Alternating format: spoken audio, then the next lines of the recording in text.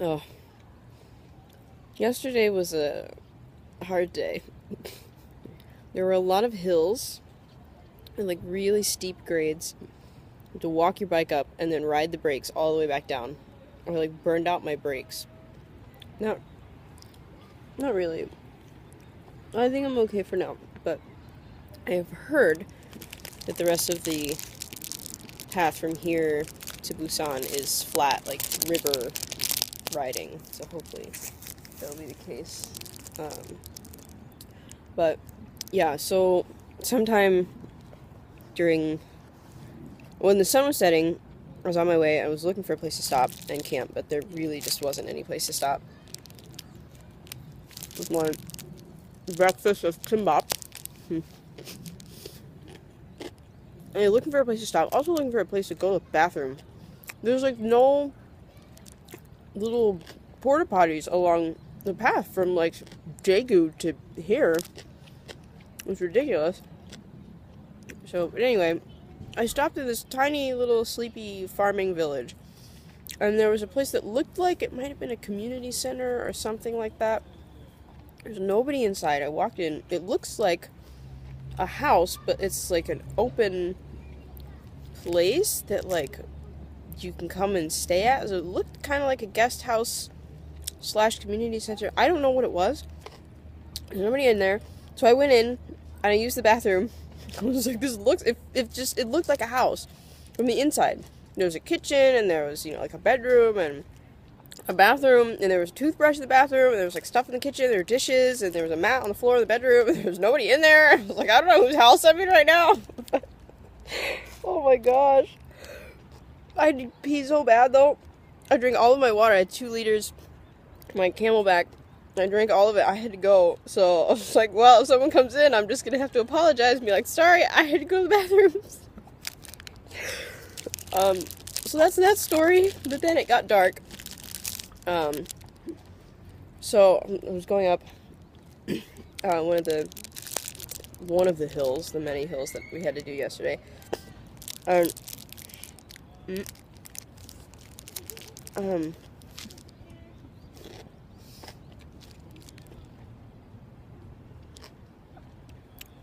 these 2 old ladies came out before I started the hill.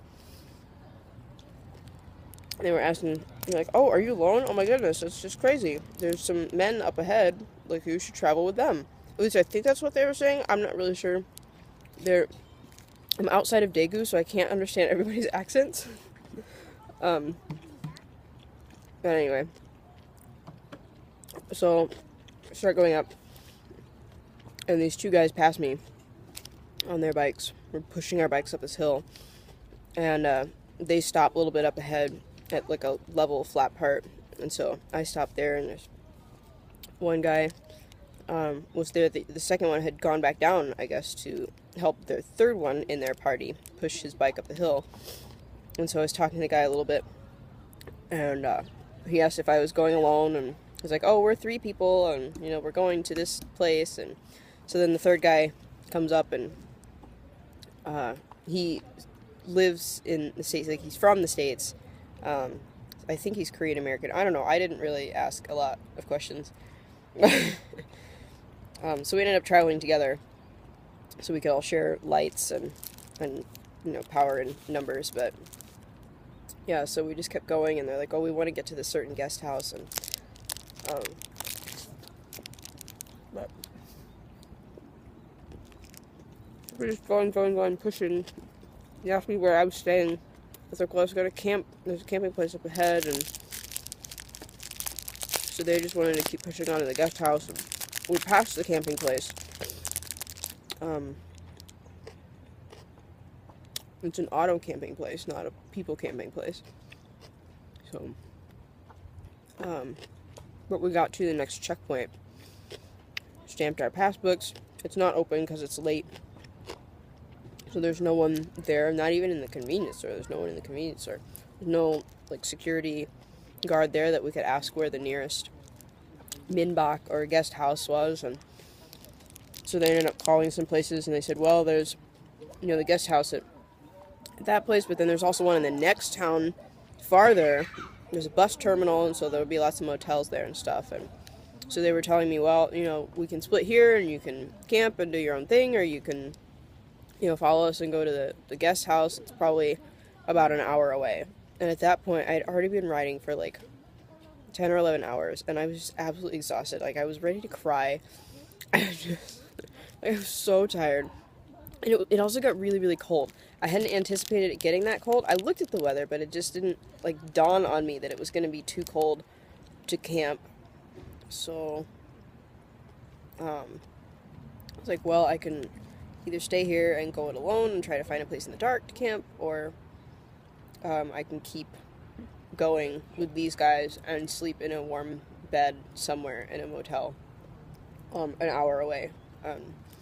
So I made the decision. I was like, I'm just gonna go with them because I really have no choice. It's either bike another hour in exhaustion or stay outside and like die of hypothermia or something. So we kept plugging away. As we came up onto the main road, we'd gone for maybe 20, 30 minutes. There was a sign that said Bugok Oncheon, which means the Bugok sauna or spa area, and there's a lot of hot springs here. And so we were like looking at the sign, and I pointed to the sign. I was like, I know what that means. So we decided to go ahead and try it out. Finally got here, checked out a few hotels and motels. We found one that was like 40,000 won per night. And so they got a room, I got a room, and yeah, then we split this morning. That's the last time I saw them. I don't even know their names. So yeah, I just kind of took my time waking up this morning and getting ready. Stopped at 7-Eleven for breakfast, because Koreans don't do breakfast the way that Americans do breakfast. We like to, have like a big breakfast with lots of carbs and like all this kind of bread, but they don't do that. So there's no place open, any cafe, coffee shop, like none of them open until like 10 or 11 o'clock. So it was 7-Eleven today, and I need the vitamins from the seaweed and the kimbap. These are fantastic. These are better than any power bar I've ever had. But yeah, so that's where I'm at. I don't know how far I have to go today. I haven't looked at my map yet to get the mileage of how far it is from here to Busan. So I don't know. I'm gonna look at that in a second. But I think I'll be able to roll into Busan by this evening, and then find another motel, because I'm not gonna camp in the city of Busan. Which means I brought along all my camping stuff for nothing. I've had to carry it hundreds of miles. Oh well, that's what happens sometimes. Unexpected plans. So I'm gonna roll into Busan by tonight, and then Monday just kind of hang out. That'll be good, I think. I hope. Here's hoping today is better than yesterday. So that's all I got.